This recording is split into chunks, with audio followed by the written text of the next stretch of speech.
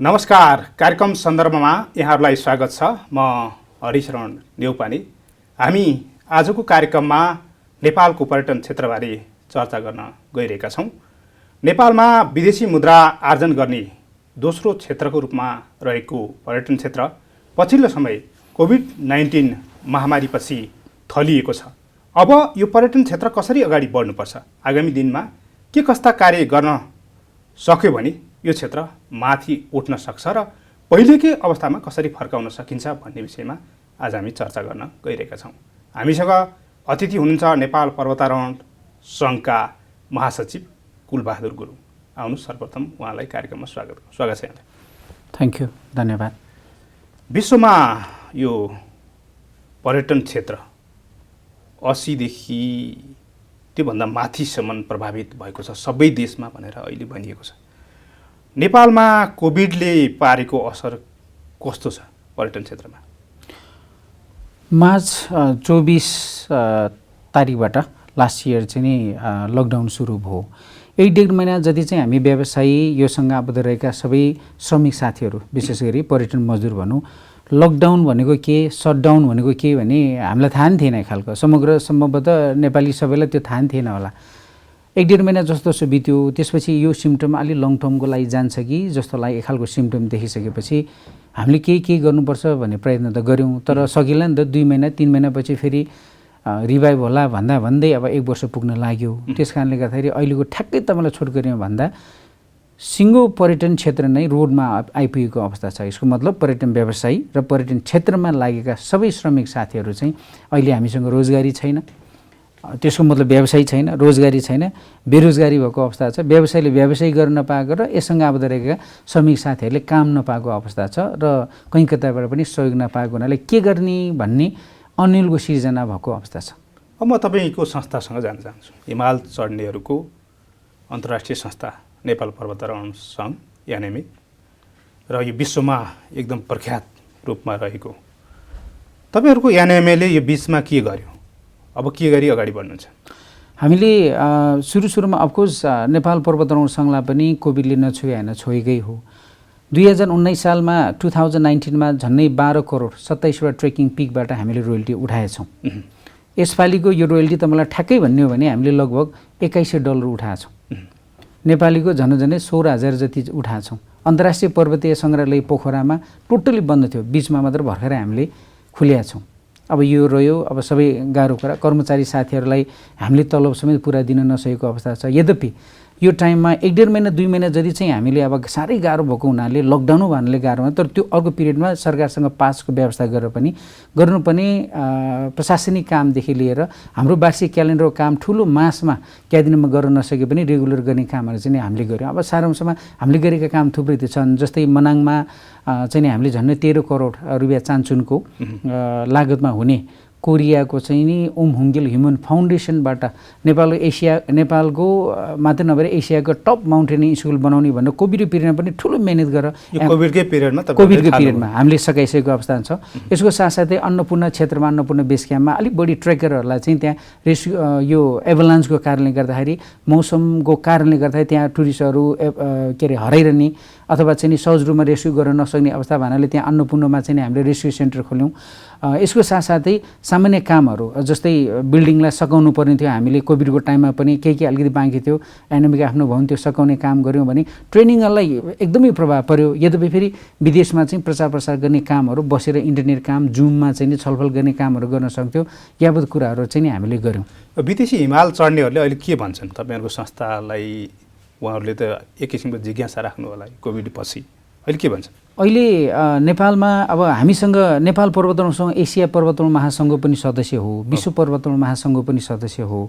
म आफै पनि त्यो विश्व पर्वतारोहण महासङ्घमा फेरि एउटा सचिवालय सदस्यमा निर्वाचित भएर अक्टोबर 24 यही 2020मा निर्वाचित भएर गएको छ। अझ हामी नेक टु नेक क्लोजली हामी काम गरिरहेछौँ।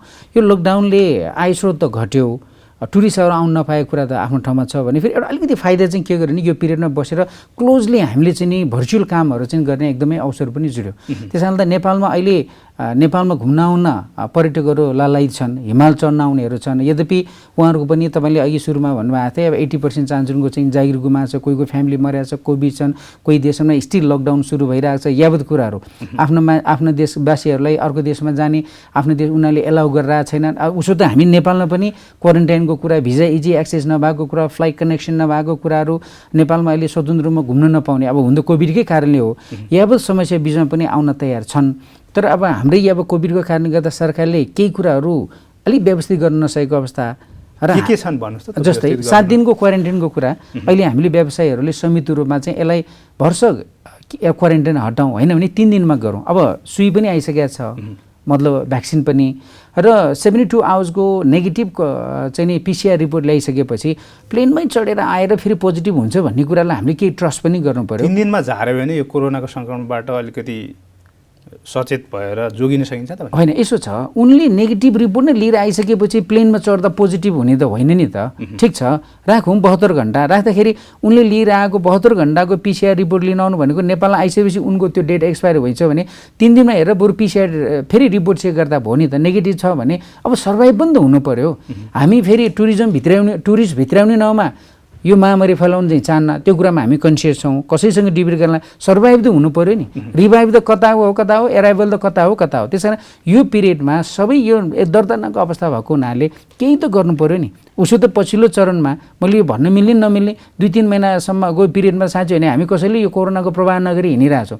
यसरी हेलचक्रिया चाहिँ नगरौँ, तर मान्छेलाई अब कन्सियस भइसक्यो, सबै प्रोटेक्टिभ छन्। तपाईँले भन्नु खोज्नु आज पर्यटक ल्याउँदा चाहिँ सबै सुरक्षा मापदण्ड अपनाउनु पर्ने, तर यहाँ चाहिँ जे गरे नि हुने भने जस्तो देखियो अहिले। अलिअलि त्यो पनि देखियो। राज्यसँग प्रोटोकल त छ नि त, गाइड पोर्टर नभई माउन्टेनमा जान नपाउने छ, त्यो कुरालाई स्वीकार्न सकिन्छ।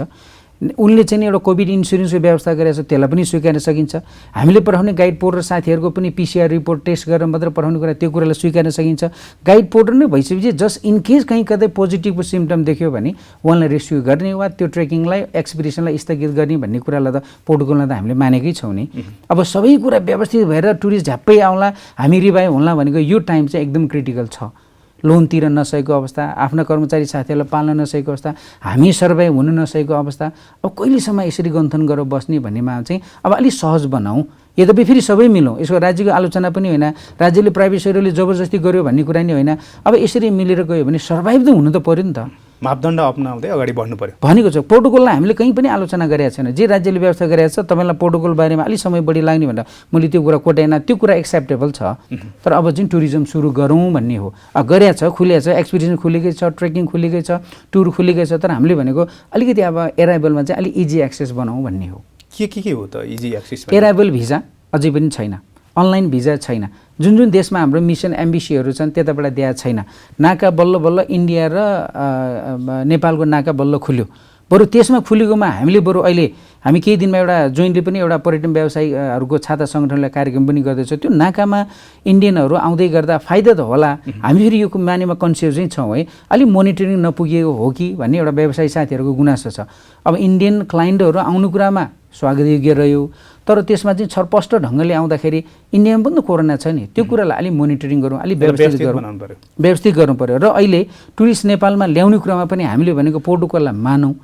प्राइभेट सेक्टरले हामी पनि कन्सियस छौँ, तर आउने कुरामा चाहिँ भिजाको एक्सेस कुरा, यो क्वारेन्टाइनलाई फेरि पनि भने 7 दिन बस्न राज्यले ब्लेम लगाइरहेको छैन, तर 7 दिनै बस्न नेपालमा टुरिस्टहरू नआउने भयो। हामीले गऱ्यौँ नि त, हामीले एक्सेप्ट गरेर बस्या हो नि त।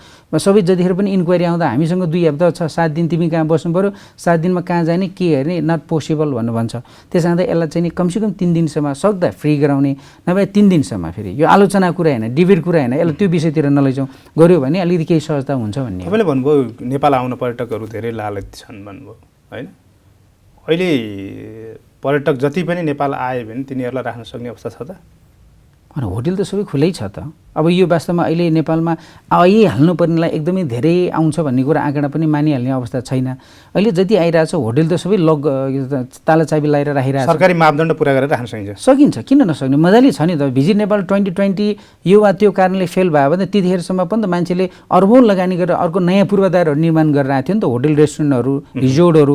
त्यसले गर्दा अहिले आउने टुरिस्टलाई कुनै प्रभाव छ, भइरहेको होटलमा गेस्ट पुग्दैन, त्यस कारणले गर्दाखेरि यो नपुग्ने नहुने भन्ने चाहिँ छैन। अहिले यो वायुसेवा, होटेल क्षेत्र, रेस्टुरेन्ट लगायत सबै क्षेत्र ठप्प जस्तै नै छ, सञ्चालनमा अझै पनि आउन सकिरहेको छैन। अबको बाटो चाहिँ के हो त? अब मैले फेरि पनि भने, अब सरकारले अलिकति नयाँ प्याकेजहरू छ भन्ने एउटा सन्देश कार्यक्रमहरू ल्याउनुपर्छ। नयाँ गन्तव्यको थोरै पहिचान गरौँ। नेपालमा आउनलाई सहजलाई भिजा लागि पनि अब नयाँ प्याकेजहरू। अब यस्तो कोभिडमा नेपाल किन जाने त भने पैसै नभए मान्छेले फेरि नेपालमै जानुको लागि उसै त फ्लाइट टिकटहरू त्यति महँगो पर्छन्। यो फ्लाइट टिकटमा पनि भयो भने थोरै चाहिँ कन्सिडर गर्नु जरुरी छ।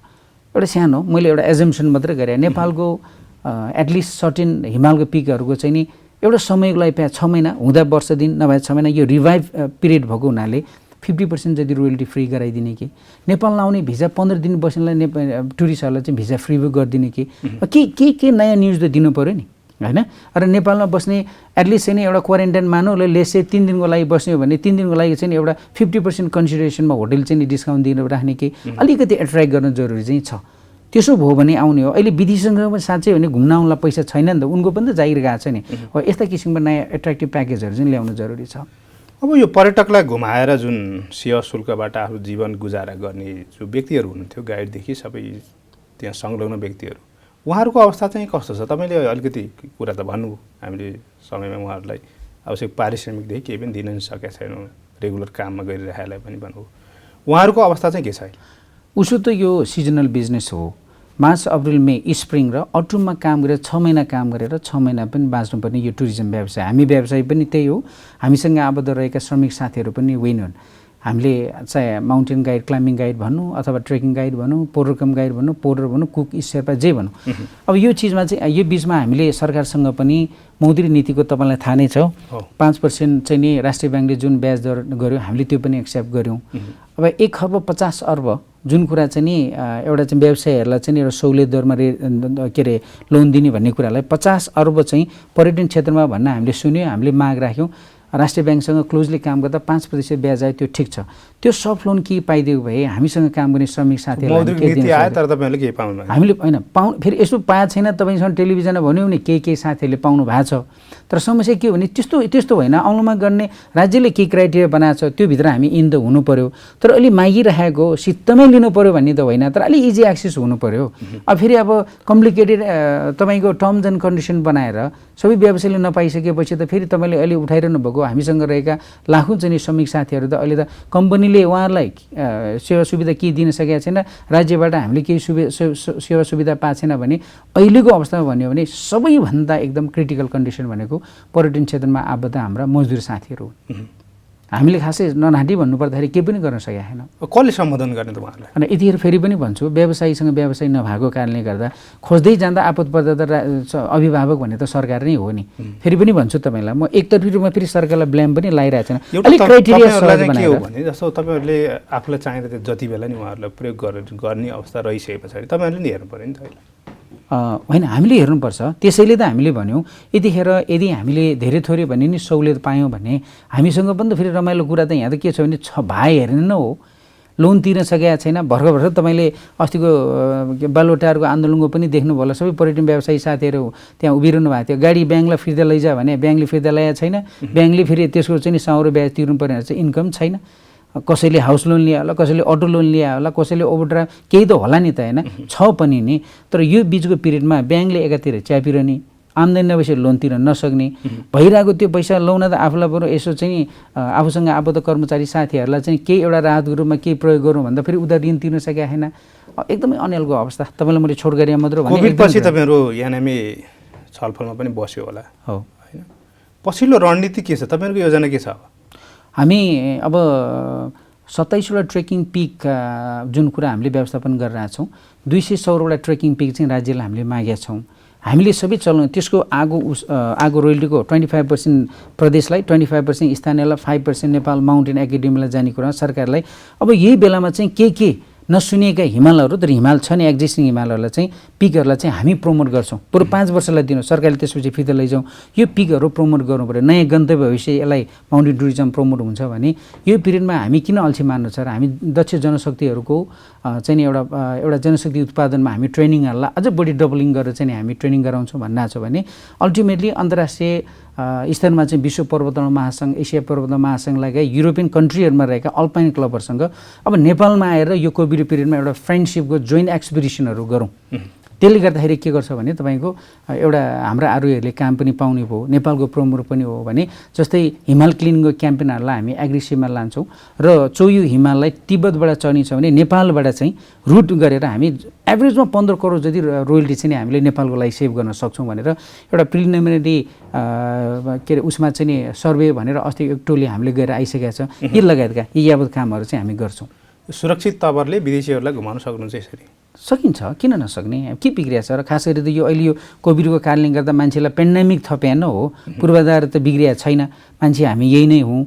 अब अझ हामीले यो मैले अघि नै भने यो केही स्ट्राटेजीहरू हामीले डेभलप गरेका छौँ भने मजाले घुमाउन सक्छौँ। अब सरकारको कुरो त धेरै गर्नुभयो होइन, यो नीति नियमदेखि अरू सरकारी जटिलता के छन्? अब पोलिसी लेभलमा अलिक कम्प्लिकेटेड नै हो होइन। एक्सपिडिसनमा पनि थुप्रै चिजहरू छन्। अब जस्तै हिमाल चढ्न जाँदाखेरि तपाईँले पनि थाहा छ पछिल्लो चरणमा के विवादहरू पनि छन्। हामीले भनिरहेको लेजेन्ड अफिसरहरूलाई अलिकति प्रोफेसनली उहाँलाई अलिक डेडिकेट बनाउनुहोस्।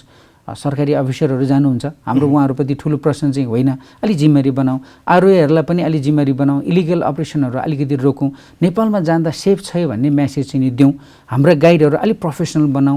हामी अपरेटरहरू पनि अलिक जिम्मेवारी बनाऊ र राज्यलाई ठग्ने काम हामीले पनि नगरौँ र राज्यले त्यो पार्टनरसिप के अरे प्राइभेट सेक्टर पनि यो माउन्टेन टुरिज्मको एउटा स्टेक होल्डर हो भन्ने कुरा क्लोजली हेरौँ। त्यति भयो भने पुग्छ। तपाईँलाई म समग्र पर्यटनको अलिकति कुरा गर्न चाहन्छु। जस्तो अहिले पर्यटनलाई माथि उठाउन आन्तरिक पर्यटनतिर सबैको नजर गइरहेको देखिन्छ होइन।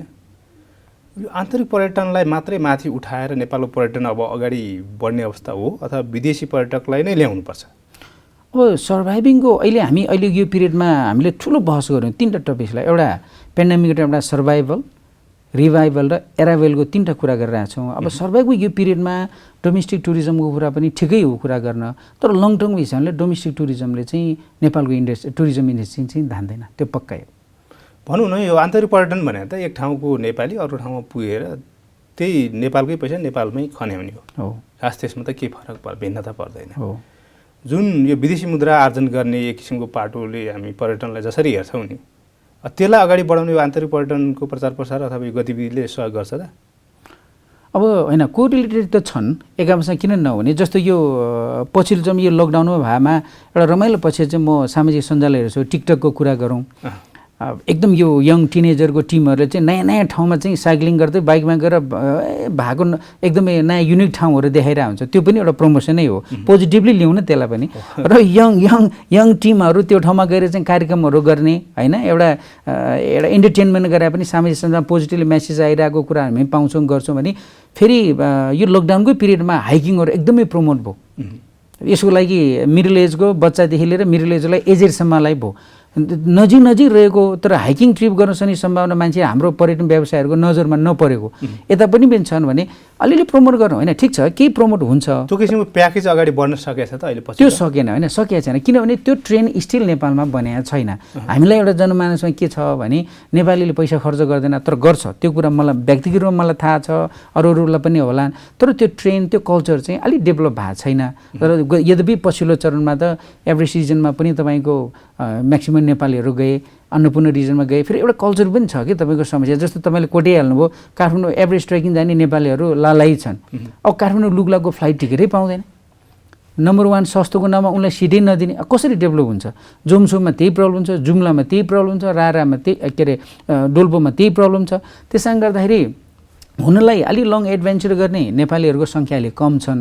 तर त्यो ट्रेन गर्दा जस्तो लिभ होलिडे गभर्मेन्टले चाहिँ ल्यायो नि, त्यो कुरालाई चाहिँ अलि इम्प्लिमेन्ट गरिदिने हो भने होइन, मस्ट भिजिट है, मस्ट लिभ है भनेर राखिदियो भने अलिक डेभलप होला। तर त्यसमा यसलाई चाहिँ यो कन्सेप्ट ठिकै छ, जे पनि हामी नेगेटिभ गरेर कुरा गर्न नराम्रो होइन। यसले तपाईँलाई सोधिरहनु भएको इन्टरनेसनल टुरिज्मलाई डेभलप गर्नलाई हाम्रै डोमेस्टिक टुरिज्मले चाहिँ नयाँ गन्तव्य पहिचान गरिदियो भने त इन्टरनेसनल टुरिज्म डेभलप गर्न त सघाउँदो पुग्छ नि।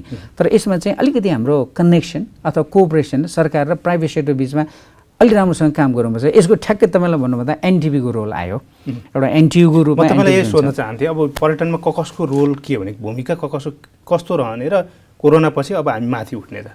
अहिले हामीले पछिल्लो चरणमा क्लोजली काम गरिरहेको सरकार, संस्कृति पर्यटन तथा नागरिक उड्डयन मन्त्रालय, म टुरिज्मको कुरा छ, पर्यटन मन्त्रालय, एनटिभी र प्राइभेट सेक्टर। अब यो तीनटा टिम चाहिँ अब भनेर यो तीनटा कसको भूमिका के रहने यसमा? एनटिभीले प्रमोसन काम चाहिँ अलिक एग्रेसिभली लानु पर्यो, नेसनल्ली इन्टरनेसनली। Nationally internationally. अनि प्राइभेट सेक्टरहरूलाई चाहिँ त्यहाँ हरेकमा चाहिँ एउटा स्टेक होल्डरको रूपमा सँगसँगै लानु पर्यो के। फेरि यसो मतलब मेरो कम्पनी मलाई लानु परेन, हामीसँग रहेका टुरिज्म अम्ब्रेला अर्गनाइजेसनहरू छ नि त।